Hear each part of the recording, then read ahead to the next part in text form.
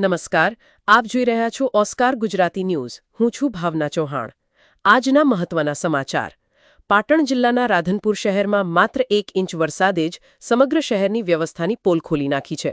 શહેરના અનેક વિસ્તારોમાં વરસાદી પાણી ભરાઈ જતા રસ્તાઓ નદીમાં ફેરવાઈ ગયા, વેપારીઓને દુકાનો બંધ કરવાની ફરજ પડી અને સ્થાનિકોમાં ભારે રોષ જોવા મળી રહ્યો છે. સ્થાનિકોનો આક્ષેપ છે કે કરોડોના વિકાસના દાવાઓ વચ્ચે પાણી નિકાલ, રોડ અને ગટર વ્યવસ્થા સંપૂર્ણપણે નિષ્ફળ ગઈ છે. બીજી તરફ કેટલાક સ્થાનિકોએ ધારાસભ્ય અને નગરપાલિકા પ્રમુખ સામે પણ ગંભીર આક્ષેપો કર્યા છે. જો કે આ આક્ષેપો અંગે સંબંધિત પક્ષનો પ્રતિસાદ મળ્યો નથી. જોઈએ આ અહેવાલ. પાટણ જિલ્લાના રાધનપુર શહેરમાં આજે પડેલા અંદાજે 1 ઇંચ વરસાદ બાદ શહેરના અનેક વિસ્તારોમાં પાણી ભરાઈ ગયા હતા. હાઈવેથી લઈને બજાર વિસ્તાર સુધીના રસ્તાઓ પર પાણી ફરી વળતા વાહન ચાલકો અને રાહદારીઓને ભારે મુશ્કેલીનો સામનો કરવો પડ્યો. પેરિસ વિસ્તાર, ઠેંચાણ વિસ્તાર, મંડી ચોક અને અન્ય નીચાણવાળા વિસ્તારોમાં ઘૂંટણસમા પાણી ભરાઈ જતા સમગ્ર વિસ્તાર જાણે નદીમાં ફેરવાઈ ગયો હોય તેવા દૃશ્યો સર્જાયા. વરસાદી પાણી સાથે ગટરનું પાણી પણ રસ્તા ઉપર આવી જતા સ્થાનિકોમાં આરોગ્યને લઈને ચિંતા વધી છે.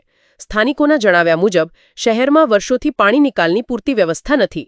રોડ અને ગટરની કામગીરી માટે કરોડો રૂપિયાના બજેટ અને વિકાસના દાવાઓ કરવામાં આવ્યા હોવા છતાં સામાન્ય વરસાદમાં પણ શહેર પાણીમાં ગરકાવ થઈ જાય છે. રસ્તાઓ પર મોટા ખાડાઓ હોવાના કારણે વરસાદી પાણીમાં વાહન ચાલકો માટે અકસ્માતનો ભય પણ ઊભો થયો છે. અનેક વેપારીઓએ દુકાનોમાં પાણી ના ઘૂસે તે માટે દુકાનો બંધ કરવાની ફરજ પડી હોવાનું પણ સામે આવ્યું છે. આ સમગ્ર મામલે સ્થાનિક લોકોએ જાહેર પ્રતિનિધિઓ સામે પણ નારાજગી વ્યક્ત કરી છે. કેટલાક સ્થાનિકોનો આક્ષેપ છે કે હાલની પરિસ્થિતિ વચ્ચે ધારાસભ્ય અને નગરપાલિકા પ્રમુખ દ્વારા સ્થળ મુલાકાત લેવામાં આવી નથી અને લોકોની સમસ્યાઓના નિરાકરણ માટે જરૂરી પગલાં લેવામાં આવ્યા નથી. જો કે આ તમામ આક્ષેપો સ્થાનિકો દ્વારા કરવામાં આવ્યા છે અને આ અંગે ધારાસભ્ય અથવા નગરપાલિકા પ્રમુખનો સત્તાવાર પ્રતિસાદ હજુ સુધી સામે આવ્યો નથી.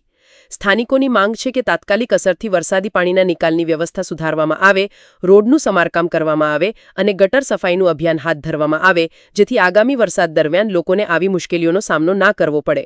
જો સમયસર યોગ્ય કામગીરી નહીં થાય તો લોકો દ્વારા વિરોધ પ્રદર્શન કરવાની ચીમકી પણ આપવામાં આવી રહી છે.